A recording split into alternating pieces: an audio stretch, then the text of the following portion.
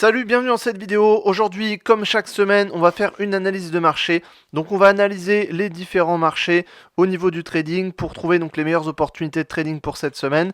On va analyser tout ça. Ça a pas mal bougé cette semaine, on va voir ça. Sur le pétrole notamment, ça a pas mal bougé. J'avais dit donc qu'on était dans un grand range entre 70 et 76. Ce qui s'est passé, c'est qu'on a cassé le range à la hausse. On est arrivé sur 81. Le prochain objectif, ça va être ensuite, là on a donc le niveau de 84, donc qui a été un peu passé par ici, donc on a le niveau de 84, et ensuite le niveau de 88 qui est important, et 92. Donc là on va rester sur une tendance haussière. À court terme on pourrait corriger un peu, mais là on a cassé les tendances haussières, donc plutôt tendance haussière. C'est possible que dans la semaine on redescende un peu, mais à terme on va repartir à la hausse sur 84 et 92. Donc plutôt haussier sur le moyen long terme sur le pétrole.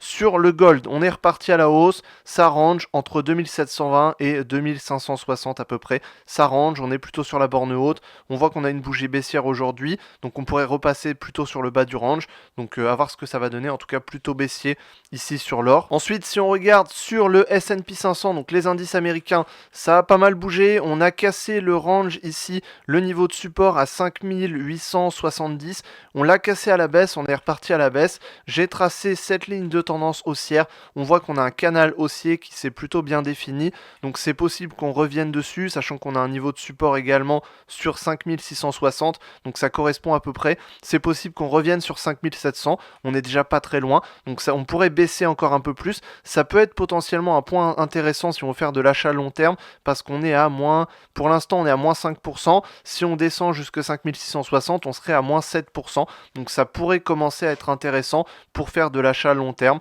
donc à voir ce que ça va donner. En tout cas le S&P 500, il faut faire attention parce qu'on est plutôt en période de correction actuellement, mais on pourrait repartir à la hausse et suivre cette tendance haussière. Donc plutôt haussier toujours sur le long terme. Si on regarde sur le Nasdaq, on a à peu près le même cas de figure. Ça a cassé le niveau de support, on pourrait arriver sur 20 000, plutôt toujours baissier donc à court terme. On reste quand même dans la tendance haussière de long terme. Sur le Dow Jones, on a rebondi également sur la droite de tendance que j'avais tracée ici. Donc pareil, tendance baissière à court terme, on pourrait rebondir. C'est possible qu'on vienne rebondir un peu plus bas. On a la moyenne mobile ici notamment. À voir ce que ça va donner. Sur le court terme, on pourrait corriger encore un peu plus, mais à long moyen terme, on reste quand même plutôt haussier. Le CAC 40 qui repart petit à petit à la hausse. Le CAC 40 ici, petit à petit, voilà, on est quand même resté dans un range. On avait cassé un moment un niveau plus haut ici à 7450. Finalement, on réintègre, on est reparti ici. Bon, pour l'instant, ça reste dans du range. Il faudrait qu'on casse les 7800 à terme. Ce serait intéressant dans ce cas de partir sur une tendance haussière. Pour l'instant, on est en tendance haussière à court terme, mais à moyen long terme, ça range. Donc, c'est pas forcément très intéressant.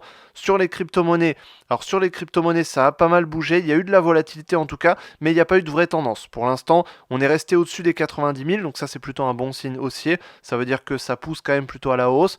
On consolide sans forcément corriger vraiment très profondément, donc ça c'est plutôt intéressant. Donc maintenant à voir ce que ça va donner. On est plutôt sur le bas du range aux alentours des 90 000. On pourrait repartir à la hausse, donc repartir dans le range ici, repartir sur 100 000 et 110 000 ensuite. Donc à voir ce que ça va donner. Ça peut être un bon point pour faire l'achat long terme, pour tenter un achat pour viser 100 000 et 110 000. À voir ce que ça va donner. En tout cas, on reste quand même dans un range ici. On est plutôt sur le bas, donc plutôt haussier sur le Bitcoin. L'Ethereum, lui, casse les 3100. Alors ça, c'est plutôt un signe baissier. En tout cas, c'est un signe de correction. L'Ethereum a beaucoup plus de mal à partir à la hausse que le Bitcoin. On le voit ici sur le graphique. On n'a même pas atteint les derniers, il y a quelques mois, on n'a pas atteint le plus haut historique. Donc ça a quand même plus de mal à partir à la hausse. Il est un peu plus en retard. On a cassé le niveau des 3100. Donc ça peut être plutôt un signe baissier. Maintenant, on a un niveau à 2800 ici qui pourrait être intéressant. Donc à voir ce que ça va donner. Dans tous les cas, on reste quand même plutôt haussier sur le long terme. Mais c'est vrai que sur le moyen et court terme, on reste quand même plutôt baissier. Il faudrait surtout pas que le niveau à 2800 soit cassé, sinon ça nous amènerait beaucoup plus bas sur 2200 et dans ce cas, il y aurait moins de perspectives à la hausse sur le long terme. À voir ce que ça va donner sur Ethereum, mais c'est un peu plus compliqué. Sur le Ripple, lui, cette fois-ci, ça part plutôt à la hausse, le Ripple. On est plutôt dans un range, mais cette fois-ci, on est plutôt sur le haut du range. Donc ça montre qu'il y a du potentiel à la hausse là-dessus sur cette crypto. Donc à voir ce que ça va donner. Il y a du potentiel à la hausse. Il faudrait que ça casse le niveau ici des 2,6 et 2,8 à la hausse pour partir un peu plus haut. Donc à voir ce que ça va donner. Ensuite, si on passe sur le Forex. Alors le Forex, on part baissier sur l'euro-dollar. On casse à nouveau les 0,25. 1,025, on casse à la baisse, on part à la baisse, on est dans cette tendance baissière, c'est assez simple le Forex, il y a une tendance qui s'est dessinée depuis quelques semaines, donc sur l'euro-dollar baissier, sur le GBP-USD pareil, on casse les 1,23 à la baisse, on rebondit sur 1,21, donc on pourrait corriger un peu jusqu'à 1,23, mais on pourrait repartir ensuite baissier, donc il y a une forte tendance baissière de toute façon. USD, yen japonais, là la tendance elle est plutôt haussière, ça corrige un peu, ça stagne, mais la tendance elle est plutôt haussière, donc on viserait 162 à la hausse. Sur USD CHF, pareil, on a une tendance haussière, donc le dollar, pareil sur cette tendance haussière, le dollar part à la hausse, donc l'USD CHF part à la hausse.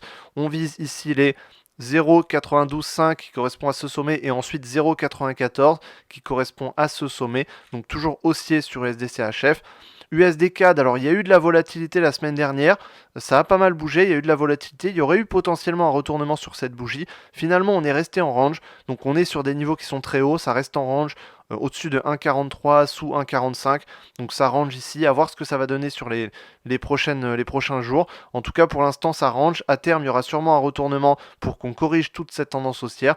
Pour l'instant, c'est pas encore le cas, donc je conseille de pas trop trader cette paire. Sur AUD-USD, par contre, là, on suit vraiment la tendance du dollar, donc baissier ici. Le dollar est haussier, donc l'AUD-USD part à la baisse. On corrige un peu. Il y a une bougie haussière aujourd'hui, on pourrait corriger jusque 0,62 le long de cette droite de tendance pour repartir à la baisse ensuite, donc plutôt baissier. On le voit sur le dollar, ça part fortement à la hausse, donc le dollar a une bonne tendance haussière, donc c'est à suivre sur toutes les différentes paires du Forex. Donc selon moi, les meilleures opportunités de trading pour cette semaine, ça peut être sur le gold, donc on voit que l'or ici revient sur un sommet à 2680, on pourrait partir à la baisse et corriger un petit peu jusque 2600 en suivant le range ici qu'on a créé, donc plutôt baissier sur le gold à court terme. Ensuite, on a le S&P 500 et les indices américains qui ont pas mal corrigé. On va s'approcher des 5700. À ce niveau-là, ça pourrait être intéressant de prendre un achat pour viser les 6000 et 6100 à la hausse. Et ensuite, sur les crypto-monnaies et sur le Bitcoin, aux alentours des 90 000, 85 000, ça pourrait être des niveaux intéressants pour tenter un achat pour viser 100 000 et 110 000 à la hausse.